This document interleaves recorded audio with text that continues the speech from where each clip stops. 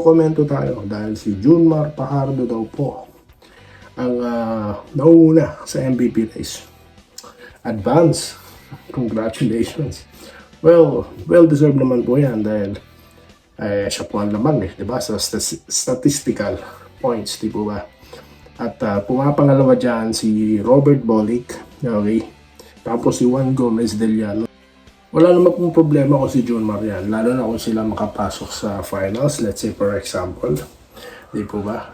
So, deserving naman niya yan. Okay, pang-ilan po ang pambato natin na si RJ Barrientos? Pang-anim. Paano kaya ako siya ulit ang maging best player of the conference?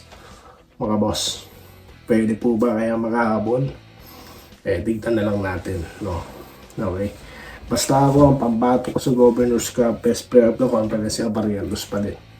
Okay, so yun lamang yun. Tsaka na natin habulin yung MVP kung makahabol pa. So yun lamang po mga boss, okay?